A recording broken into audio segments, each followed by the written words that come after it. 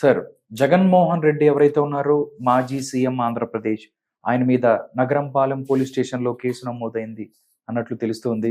దీనికి సంబంధించి సీఐడీ మాజీ సీఐడీ ఆఫీసర్ సునీల్ కుమార్, ఆయనతో పాటుగా మిగతా వాళ్ళు కూడా ఉన్నారు.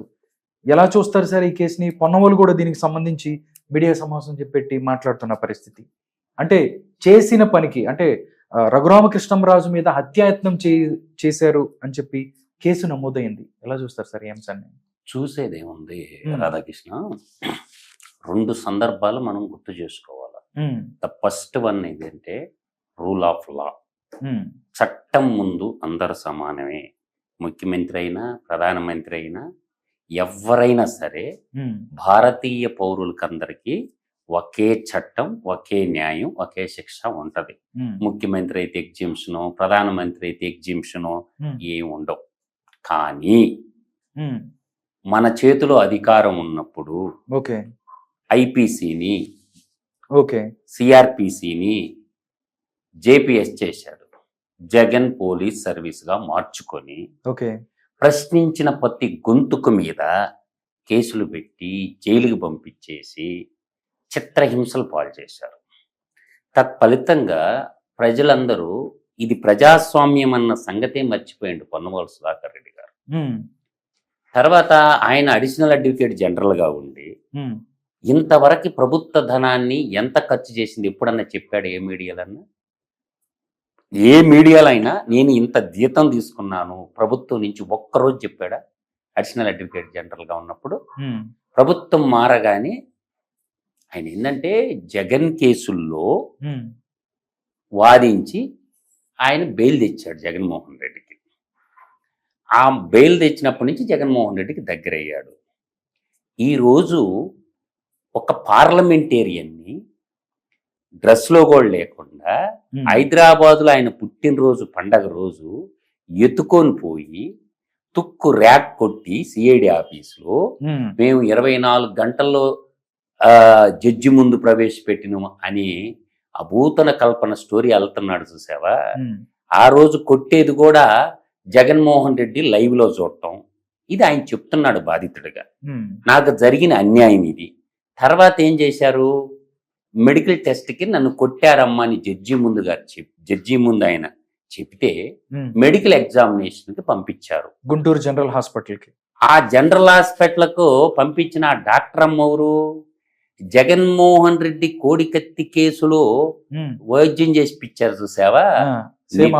అపోలోకి పోతే వద్దని తరిమేస్తే ఆయన్ని ఇక్కడున్న హాస్పిటల్, ఒక మనకి హైదరాబాద్ న్యూరో హాస్పిటల్ ఒకటి ఉంటది కదా, Nagarjuna Reddy something, I don't know name, ఆయన వాళ్ళ మిస్సెస్ ఆమె సిటీ న్యూరో హాస్పిటల్ దాంట్లో పెట్టేసి మొత్తం చేసిన నాటకాన్ని రక్తి కట్టించారు కదా.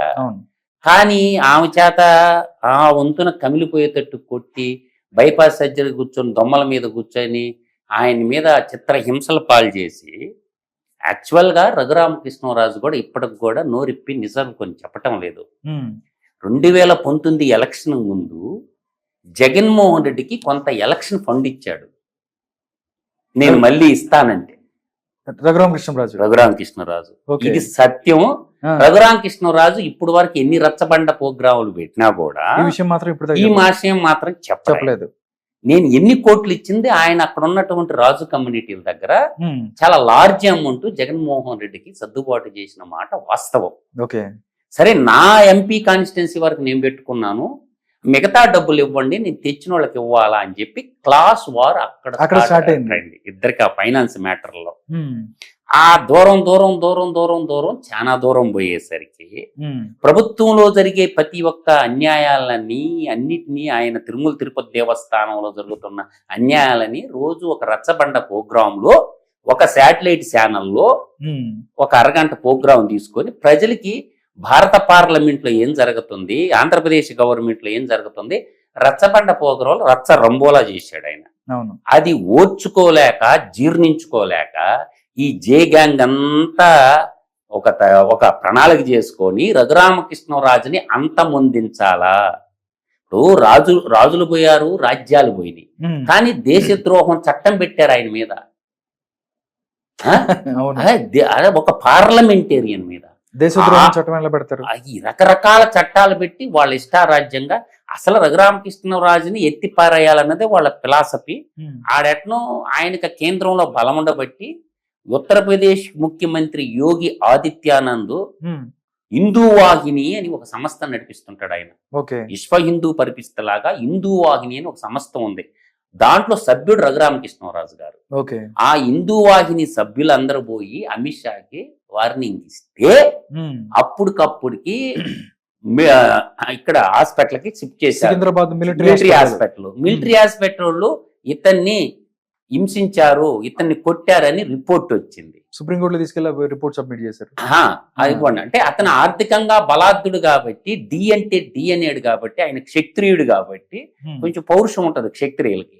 కాబట్టి ఆయన నుంచి మళ్ళీ ఏం చేశారు, సపరేట్ ఫ్లైట్ పెట్టుకొని ఢిల్లీ వెళ్ళిపోయాడు. ఆయన హాస్పిటల్ నుంచి బయటకు వస్తే మళ్ళీ అరెస్ట్ చేయాలని కూడా చూశారు. ఒక ఎంపీని, ప్రజాప్రతినిధిని 5 సంవత్సరాల పాటు తన సొంత నియోజకవర్గానికి పోలైనటువంటి దుస్థితి నాటి పరిస్థితి. అదే ట్రైన్లో పోతా ఉంటే మళ్ళీ కొంతమంది దింపేసి ఆయన ట్రైన్లో ఒక పిడుగురాళ్ళ సత్తునపల్లి మధ్యలో అంతం అందించాలని ఒక పథకం రచన చేశారు. తర్వాత అప్పుడు హోమ్ మినిస్టర్ ఊరుగా ఉన్నారు, సహాయ హోం మంత్రిగా కిషన్ రెడ్డి గారు ఉన్నారు. కిషన్ రెడ్డి గారికి అన్ని తెలుసు ఏ టు జెడ్. కాబట్టి నేను అంటుండేది ఏంటంటే, ఆ రోజు మీరు చేస్తే సంసారం, ఈ రోజు వీళ్ళు చేస్తే వ్యభిచారం అన్నట్టు ఆయన కంప్లైంట్ ఇచ్చాడు. నా మీద ఇట్లా చేశారు. గతంలో కంప్లైంట్ ఇచ్చిన రిజిస్టర్ చేసే మగోళ్ళు లేడు కదా. ఇప్పుడు కూటమి ప్రభుత్వం వచ్చింది కాబట్టి ఆయన కంప్లైంట్ ఇచ్చారు. ఆయన కంప్లైంట్ రిజిస్టర్ అయ్యింది. ఇప్పుడు ప్రజలందరూ అర్థం చేసుకోవాల్సింది ఏంటంటే, గతంలో ఐపీసీ, సిఆర్పిసి ఉండేది. ఐపీసీ ఇండియన్ పీనల్ కోడ్ అని బ్రిటిష్ చట్టాలు. తర్వాత సిఆర్పిసి అంటే క్రిమినల్ ప్రొసీజర్ కోడ్ ఉండేది. దీన్ని ఏం చేశారంటే జూలై 1 నుంచి నూతన చట్టాలు భారతదేశంలోకి ఇంప్లిమెంటేషన్ ఇచ్చింది. దీంట్లో ఈ చట్టం ప్రకారంగానైతే టైం బాండ్ ప్రోగ్రామ్ ఉంది.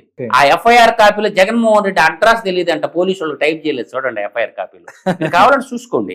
అంటే ఎలక్షన్ అఫిడవిట్ లో ప్రతి ఒక్కరు మొబైల్ నెంబర్ ఇస్తారు, మెయిల్ ఐడి ఇస్తారు, వాళ్ళ ఇంటి అడ్రస్ ఇస్తారు, వాళ్ళ ఆస్తులు అన్ని ఇస్తారు కదా. ఎలక్షన్ అఫిడవిట్ లో పోయిన జగన్మోహన్ రెడ్డి అడ్రస్ దొరకదు కదా. కేవలం పేరు మాత్రం పెట్టారు కానీ మిగతా ఏజ్ గానీ, డేట్ ఆఫ్ బర్త్ గానీ ఏమీ దాంట్లో ఎఫ్ఐఆర్ కాపీలో నాకు అగ్గుపడలా. సో నేననేది ఏంటంటే, అతను న్యాయం కోసం ఒక యుద్ధ హీరుల్లాగా పోరాటం చేస్తున్నాడు. అతను కేసు పెట్టాడు, ఎదుర్కోండి, తప్పేముంది. మీరు తప్పు చేయకపోతే మీ దగ్గర ఆధారాలే అనేవి, మీ దగ్గర మేమేవే తప్పు చేయలేదు, మేము శుద్ధపోసలము అంటే కోర్టులో నిరూపించుకోండి. ఇప్పుడు ఆ కాపీ ఎఫ్ఐఆర్ అయింది. ఎఫ్ఐఆర్ అయితే ఇంకెప్పుడు మీరు కేసులు పెట్టకూడదా? అంటే ఇప్పుడు పొంగనూరు సంఘటనలో దాదాపుగా ఎంతమంది మీద పెట్టారు అటెంప్ట్ మర్డర్ కేసు? 370 మంది మీద పెట్టారే, సామాన్యుల మీద పెట్టారే. మీరు అధికారం చేతిలో పెట్టుకొని ఈ రోజు ఒక ఆయన జరిగిన ఇవాళ ప్రజెంట్ ఉండే ఎమ్మెల్యే ఒక ప్రజాప్రతినిధి, గతంలో పార్లమెంటేరియన్.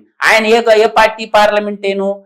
యువజన శ్రామిక రైతు పార్టీ పార్లమెంటేరియన్. సో ఆయన మీద జరిగిన అన్యాయానికి ఆయన కేసు పెట్టుకున్నాడు. మేము ఏ తప్పు చేయలేదని నిరూపించుకోండి కోర్టు జడ్జి ముందు. ఎందుకు బేల అరుపులు అరుస్తున్నారు అంటే, ప్రజలకు ఒక నీతి ఏమన్నా జగన్మోహన్ రెడ్డి అని ఊడిపడిండా ఏంటి పైన భూలోకం నుంచా? ఆయన ఒక ముఖ్యమంత్రులు అనేవాళ్ళు రాష్ట్రానికి వస్తుంటారు, పోతుంటారు. కానీ చట్టం అందరికి ఒకటే కదా, ఎదుర్కోండి. ఏం తప్పేముంది? మీరు ఏమి తప్పు చేయకపోతే మీ దగ్గర ఎవిడెన్స్ ఉంటే, ఇప్పుడు ఈ 3 చట్టాలు చూద్దాం. బిఎన్ఎస్, భారత న్యాయ సంహిత, ఇది ఒక చట్టం, పేర్లు మార్చారు.